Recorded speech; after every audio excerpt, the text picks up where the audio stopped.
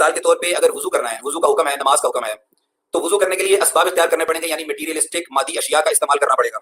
پانی ہے اس کو ٹوٹی سے آئے گا یا وہ کسی اور جگہ سے آئے گا، کسی تالاب سے آئے گا، جس طرح بھی آئے گا وہ پانی ڈھونڈا جائے گا.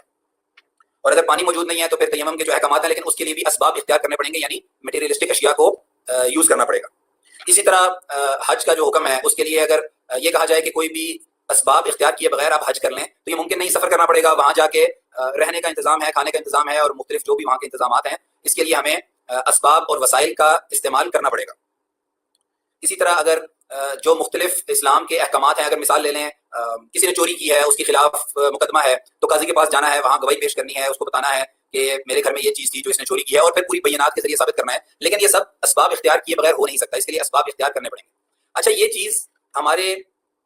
جو روزمرہ کے معاملات ہیں اس میں اتنی عام ہے کہ ہمارے ذہن کے اندر یہ چیز آٹومیٹیکلی لاشعور کے اندر بس چکی ہے. ہم سوچتے بھی نہیں ہیں کہ ہم کیا کر رہے ہیں. ہم اگر اس وقت آپس میں ایک کسی ٹاپک پہ بات کرنے کے لیے بیٹھے ہوئے ہیں تو ہم نے بغیر سوچے سمجھے وسائل اختیار کیے ہیں. یعنی ہم نے موبائل ہے، لیپ ٹاپ ہے، جس کے ذریعے ہم یوٹیوب پہ آئے ہوں گے، یا کسی بھی اور جو بھی سبب جو ہے یا جو بھی وسائل جو ہیں استعمال کیے گئے کسی بھی بندے کی طرف سے، تو ہم سوچتے بھی نہیں اور ہم وہ کام کر رہے ہوتے ہیں کیونکہ یہ اتنا زیادہ ہمارے اندر رچ بس گیا ہے. لیکن جب میں اگلی بات کرنے لگا کہ ایک مسلمان اپنی زندگی ایک متعین مقصد کے لیے گزارتا ہے،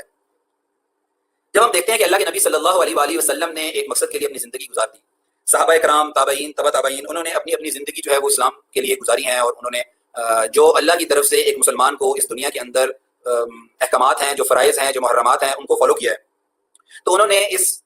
مفہوم کو بہت بہترین انداز میں سیکھا اور بہترین انداز میں اس پر عمل کیا. یعنی جب انہوں نے اپنی انفرادی معاملات کرنے تھے، چاہے وہ علم کا حصول ہے، چاہے وہ قرآن سیکھنا ہے، یا چاہے وہ کوئی اور انفرادی معاملہ ہے، اس میں بھی بہترین انداز میں دنیاوی اشیاء کا استعمال کیا، اپنی پوری ایفرٹ لگائی، اور جو اجتماعی معاملات ہیں اس کے اندر بھی اسباب کو اختیار کیا. تو ایسے نہیں تھا کہ انہوں نے جنگ لڑنے کے لیے صرف دعا پر اکتفا کیا ہو، یا انہوں نے یہ کہا ہو کہ ہم دعا کریں گے اللہ تعالیٰ غیبی امداد کر دیں گے، بلکہ اللہ تعالیٰ کے حکم کے مطابق انہوں نے بہترین سے بہترین وسائل کا استعمال کیا، بہترین کوشش کی کہ وہ اپنے ہتھیار، اپنی افواج، اپنی ٹیکنیکس، جو بھی اپنے سفر کے وسائل ہیں ان کو بہترین کریں. کیونکہ اسلام کا یہی حکم ہے کہ اللہ تعالیٰ جب کسی کام کو کرنے کا حکم دیتے ہیں